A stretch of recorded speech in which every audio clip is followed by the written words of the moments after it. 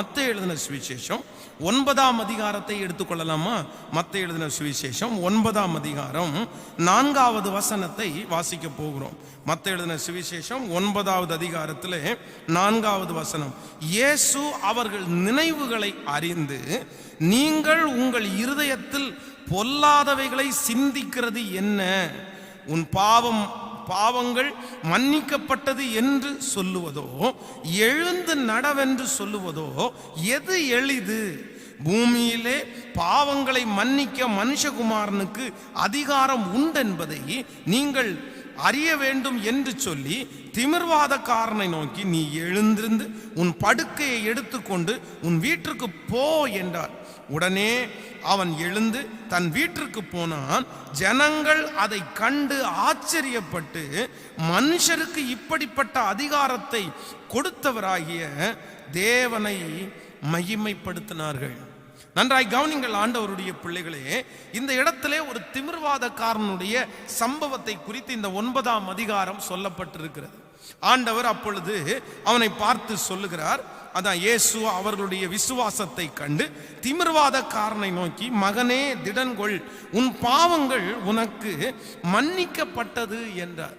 அந்த திமிர்வாதக்காரனை அப்படியே அவர்களுடைய விசுவாசத்தின் நிமித்தமாய் அவங்க அந்த வீட்டில் இறக்குறாங்க. ஆண்டவர் உடனே அங்க ஒரு பெரிய அற்புதத்தை செய்யறதற்காக, அதான் அவனுடைய பாவத்தின் மூலமாக அந்த வியாதி அவனுக்கு வந்ததுனால அவனுடைய பாவம் மன்னிக்கப்பட்டுச்சுன்னா அந்த வியாதி அவனை விட்டு போயிடும். ஸோ ஆண்டவருடைய பிள்ளைகள், இதில் ஒரு பெரிய சத்தியத்தை நீங்கள் அறிந்து கொள்ளணும். உங்கள் வாழ்க்கையில் இருக்கிற சிலருடைய வியாதிகளுக்கு காரணம் நம்முடைய பாவங்களாக இருக்கும். எப்பொழுது நம்முடைய பாவங்கள் கழுவப்படுகிறதோ, எப்பொழுது நம்முடைய பாவத்திற்காக அறிக்கையிட்டு பாவ மன்னிப்பு பெறுகிறோமோ, அப்பொழுதே நிறைய பேருக்கு ஆண்டவர் அந்த வியாதியிலிருந்து விடுதலை கொடுப்பார். சோ உங்களுடைய வாழ்க்கையிலே ஏதோ ஒரு தவறின் நிமித்தமாய் நீங்கள் வியாதி உள்ளவர்களாய் இருப்பீர்களே, ஆனால் நீங்கள் உங்கள் பாவங்கள் மன்னிக்கப்பட அழுது நீங்க ஜெபம் பண்ணுங்க. பாவத்தின் விளைவாய் வந்த வியாதி நீங்கள் பாவ அறிக்கை செய்யும் போது கண்டிப்பா உங்களை விட்டு போகும். சோ அப்படி உங்களை விட்டு போகல அப்படின்னா நீங்க இன்னும் பாவங்கள் மன்னிக்கப்படுகிற அளவுக்கு நீங்க இன்னும் அழுது ஜெபிக்கலன்னு அர்த்தம். ஸோ நீங்கள் அழுது ஜபிக்கணும். நம்ம சொல்ல வந்தது அதல்ல. இப்போ ஆண்டவர் வந்து அந்த வார்த்தையை சொன்ன உடனே அங்கே இருக்கிற வேத பாரகர்கள் சிலர், இவன் தேவதூசணம் சொல்லுகிறான் என்று தங்கள் உள்ளத்திலே சொல்லி கொண்டார்கள். எங்க சொல்லிக்கிறாங்கன்னா, ஆண்டவர் இப்படி சொன்ன உடனே அவங்க மனசுக்குள்ள பேசிக்கிறாங்க, என்ன இவர் என்ன இப்படி பண்ணிட்டு இருக்காரு. அதான் நம்ம சில நேரத்தில் யாரோ ஒருத்தர் பேசும்போது வாயில பேச மாட்டோம், ஆனா மனசுக்குள்ள பெரிய ஆள்தான் இவரு, பெரிய எழுதான். அப்படியே அவங்க சொல்ல நம்ம கண்டுபிடிச்சிடறோம். அப்பா எப்படி பேசுறான் பாருங்க வெளி தோற்றத்துல, ஆனா உள்ளுக்குள்ள மொத்தம் இப்படிதான் இருக்குது அப்படின்னு நிறைய பேர் உள்ளுக்குள்ள கண்டுபிடிச்சிருவாங்க. அதே போல ஆண்டவர் வந்து அவங்க மனசுல பேசிட்டு இருக்கிறத அப்படியே கண்டுபிடிச்சிட்டார். அந்த கிருபை அவருக்குள்ள இருந்துச்சு. சோ நான் ஆண்டவருடைய சமூகத்திலே ஜெபிக்கிற அடுத்த மிக முக்கியமான ஜெப குறிப்பு என்ன அப்படின்னா, ஆண்டவரே, ஒரு மனுஷனுக்குள்ள ஒளிந்திருக்கிற பாவங்கள் இது எல்லாவற்றையும் சொல்லி ஜெபிக்க கூடிய கிருபைய எனக்கு தாங்கப்பா. ஒரு மனுஷனுக்குள்ள ஒளிந்திருக்கிற பாவங்கள், வேதனைகள், மன கஷ்டங்கள், இது எல்லாத்தையும் அவங்க என்கிட்ட ஷேர் பண்ணக்கூடாது, அவங்க என்கிட்ட சொல்லவே கூடாது. ஆனா நான் ஜெபம் பண்ணும் போது அப்படி அவங்களுக்காக ஜெபம் பண்ணணும் ஆண்டவரே. ஒருத்தங்க என்கிட்ட எனக்கு முன்னாடி வந்து நிற்கும் போது, ஒருத்தங்க ஜெப குறிப்பை சொல்லும் போது, இல்லைன்னா ஒருத்தங்க ஆலோசனை கேட்கும் போது, ஒருத்தங்க இந்த காரியத்தை எனக்கு சொல்லும் போது, எனக்கு ஒண்ணு பொதுவாக வந்து ஆலோசனை கேட்குறாங்கன்னு வைங்களேன். ஒரு கணவன் மனைவி ஏதோ ஒரு வாக்குவாதத்தில் இருக்கிறவங்க, மனைவி கால் பண்ணுறாங்க இல்லை கணவன் கால் பண்ணுறாங்கன்னா, எப்போவுமே நான் பார்த்துருக்கிறேன், எந்த கணவன் கவுன்சிலிங் கேட்டாலும் அவர் பக்கத்தில் இருக்கிற நியாயத்தை மட்டும்தான் சொல்லுவாங்க. அதே போல எந்த மனைவி ஃபோன் பண்ணாலும் அவங்க பக்கத்தில் இருக்கிற நியாயத்தை மட்டும்தான் சொல்லுவாங்க. அவர்கள் செய்தது, அவங்க பண்ணினது எதையுமே சொல்ல மாட்டாங்க. நான் ஒண்ணுமே பண்ணல. சோ நான் ஒண்ணுமே பண்ணல அப்படின்னா சரியான கவுன்சிலிங் வந்து ஒரு சரியான நபரால கொடுக்க முடியாது. அப்போ ஒரு தேவனுடைய ஊழியருக்கு எப்படிப்பட்ட கிருபை வேணும் அப்படின்னா, அவங்க மனசுக்குள்ள ஒளிஞ்சிருக்கிற சில காரியங்கள், இந்த மாதிரி இவங்க சொன்னாங்க, இந்த மாதிரி இந்த பிரச்சனை நடந்துச்சு, இவங்க இந்த மாதிரி பண்ணாங்க, அது இந்த மாதிரி போய் கொண்டு போய் விட்டுருச்சு, உண்மையில ஆண்டவருடைய பிள்ளைகளே, நிறைய நேரங்கள்ல அப்படி நான் சிலர் பேசும்போதே அப்படி தோணும், இவங்க இதை பண்ணியிருக்காங்க. அடுத்து கேட்பேன், நீங்க இந்த மாதிரி பண்ணீங்களா அப்படின்னு கேட்டா, ஆமா ஆமா நான் சும்மா தான் பண்ணேன், நான் அப்படிதான் பண்ணேன் அப்படின்வாங்க. ஸோ என் ஊழியத்தில் நான் ஜெபிக்கிற ஒரு மிகப்பெரிய ஜெப குறிப்பு என்னன்னா, ஆண்டவரே, யார் என்கிட்ட பேச வந்தாலும், எந்த மனுஷன் என்கிட்ட கவுன்சிலிங் வந்தாலும், எந்த மனுஷன் என்கிட்ட ஜெபிக்கிறதுக்காக வந்தாலும், அவங்களுக்குள்ள இருக்கிற வேதனைகளையும் பாரங்களையும் சொல்லி ஜெபிக்கும் போதே அதான் அந்த மறைஞ்சிருக்கிற காரியத்தை கூட சொல்லி ஜெபிக்கக்கூடிய ஒரு கிருபையை கர்த்தர் தாங்கப்பா. இதுக்கு பேர் தான் என்னன்னா ஆவிகளை பகுத்தறிகிற வரம். இதை குறித்து நான் அடிக்கடி ஆண்டவருடைய பிள்ளைகளுக்கு சொல்லி இருக்கிறேன். தேவ பிள்ளையே, இது உங்க வாழ்க்கையில ஜெபிக்கக்கூடிய மிக முக்கியமான ஜெபம், மிக முக்கியமான ஜெபம். உங்கள்கிட்ட வர்றவங்க எல்லாரும் நல்லவங்க கிடையாது. உங்கள்கிட்ட வர்றவங்க எல்லாருமே உங்களை உயர்த்த நினைக்கிறவங்க கிடையாது. சிலர் உங்களை சிக்க வைக்கணும்னு நினைக்கிறாங்க, சிலர் உங்களை மாட்டி விடணும்னு நினைப்பாங்க, சிலர் உங்க வாயிலிருந்து வார்த்தையை புடுங்கணும்னு நினைப்பாங்க, சிலர் உங்களை அடியோட அழிக்கணும்னு நினைப்பாங்க, ஏதோ ஒன்று சொல்லி சிலர் உங்களை சண்டை மூட்டுறதற்கு பார்ப்பாங்க, சிலர் உங்களுக்கு நஷ்டத்தை கொடுக்கறதற்கு பார்ப்பாங்க, சிலர் உங்களை ஆசை காமிச்சு உன்னை ஏமாத்துவாங்க, சிலர் உங்களை வச்சு யூஸ் பண்ணிக்குவாங்க. இப்படிப்பட்ட ஆயிரக்கணக்கான மனிதர்களை உங்க வாழ்க்கையில நீங்க சந்திக்கும் போது அந்த மனுஷனை பகுத்தறிகிற வரம் உங்களுக்குள்ள இல்ல அப்படின்னா, நிச்சயமா சொல்றேன், உங்களால உங்க குடும்பத்தையும் உங்க வாழ்க்கையும் வெற்றிகரமா நடத்தவே முடியாதுங்க. இன்னைக்கு நிறைய குடும்பத்தினுடைய பிரிவினை ஏன், கணவன் மனைவிக்குள்ள பிரிவினை ஏன், கள்ள தொடர்புகள், கள்ள காதல்கள் ஏன் வருது? நிறைய பிள்ளைங்க, நிறைய பசங்க ஏமாந்து போறதுக்கு என்ன காரணம்னு நினைக்கிறீங்க? வேற எதுவுமே காரணம் இல்லை. அவங்க தனக்கு முன்னாடி இருக்கிற நபருடைய வெளியில தான் அவங்களுக்கு தெரியுதே தவிர, அவன் மனசுக்குள்ள என்ன வச்சிருக்கிறான்றத கண்டுபிடிக்கிறதற்கு நிறைய பேருக்கு தெரியவே இல்லை. அதுக்காக ஆண்டவருடைய பிள்ளைகள் நினைக்கிறது எல்லாம் சரியா இருக்கும்னு நினைக்காதீங்க. சிலர் தேவையில்லாதெல்லாம் நினைப்பாங்க. அவங்க அப்படி நினைச்சிருக்கவே மாட்டாங்க, அப்படி அவங்க சொல்லியிருக்கவே மாட்டாங்க. ஆனா இவங்க மனசுல இவங்க பாட்டுக்கு ஏதோ ஒன்ன கற்பனை பண்ணிட்டு, நீ அப்படி நினைச்சிருப்ப, நீ அப்படி நினைச்சிருப்ப, அதுவும் ஒரு பெரிய பிரச்சனையில நிற்கும். அது ஆண்டவருடைய ஞானம் அல்ல, அது உங்களுடைய கெஸ்ஸிங் பவர். உங்களுடைய கெஸ்ஸிங் அப்படின்றது உங்களுடைய இதுல இருந்தெல்லாம் வரக்கூடாது, அது ஆண்டவர் கொடுத்து வரணும். அதுதான் நல்லவங்களை கண்டுபிடிக்கணும், டேலண்ட் உள்ளவங்களை கண்டுபிடிக்கணும், மற்ற மாதிரி ஆட்களை கண்டுபிடிக்கணும். இதெல்லாம் ஆண்டவர் உங்களுக்கு கிருபை. ஸோ நான் ஆண்டவருடைய சமூகத்தில் கிருபைக்காக ஆண்டவரத்தில் ஒவ்வொரு நாளும் கேட்குறேன், டேடி எனக்கு ஒரே ஒரு கிருபை மட்டும் கொடுங்கப்பா.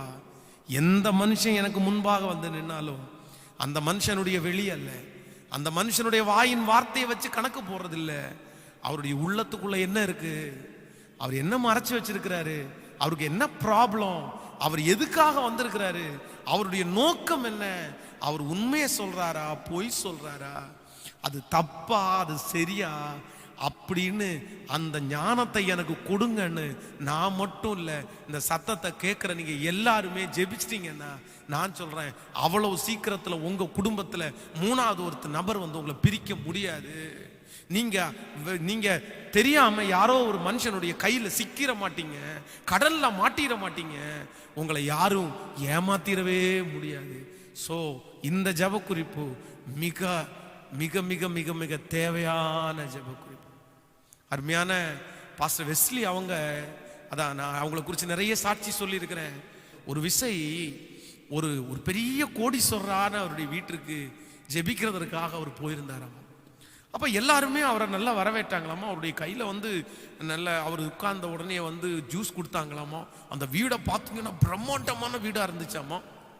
அவருடைய வீட்டுக்கு வெளியில் 2 பெரிய காரு எல்லாம், பெரிய கோடீஸ்வரனுடைய வீடு. உள்ளே போனார். உள்ளே போகும்போது அவரை வரவேற்றாங்க. அங்கேருந்து அந்த ஓனர் அவர் இறங்கி வந்தார். அவருக்கு முன்னாடி நின்னார். நின்ன உடனே பாஸ்டர் சரி ஓகே ஜெபம் பண்ணலாமா அப்படின்னு கேட்டார். அவர் தன்னுடைய 2 கையையும் பாக்கெட்டுக்குள்ளே விட்டுட்டு அப்படியே நின்று இருந்தார். இப்படி தான் நின்று இருந்திருக்காரு.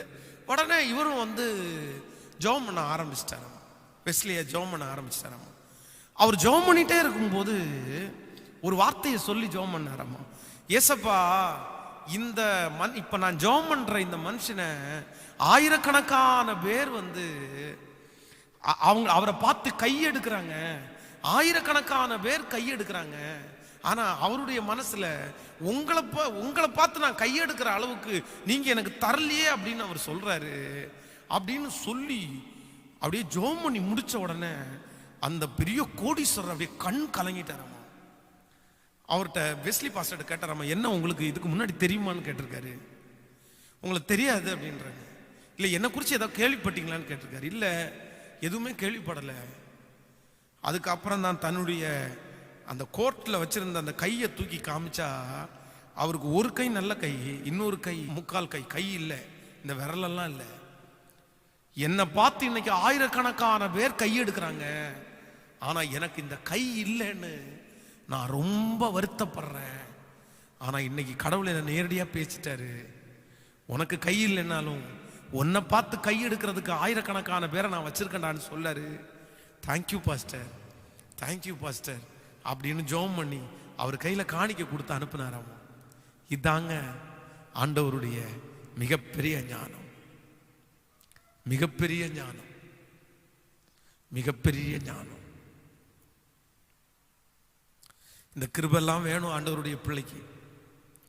ஒரு நாள் ஒரு ரட்சிக்கப்படாத ஒரு கணவனார் அந்த வீட்டுக்கு ஜெபம் பண்றதுக்காக நான் போயிருந்தேன். ஜெபம் பண்றதுக்காக நானும் இன்னொரு பிரதரும் போயிருக்கும் போது அந்த ரட்சிக்கப்படாத கணவனார் வீட்டுக்குள்ள போனாரு. இவங்க எங்கிட்ட பேசிட்டு இருந்தாங்க. நானும் இன்னொரு பிரதரும் பேசிட்டு இருக்கிறோம். அப்போ ஊழியத்தை குறித்து அவங்களுடைய வேலையை குறித்து சில வாரங்கள் பேசிட்டு இருக்காங்க. அவர் அப்படி இருந்தாலும் அவர் தடையெல்லாம் இல்லை, ஊழியத்துக்கெல்லாம் தடையெல்லாம் இல்லை. எங்களை நேசிப்பாரு. சர்ச்சுக்கு எத்தனையோ உதவிகள் எல்லாம் அவர் செஞ்சிருக்கிறாரு.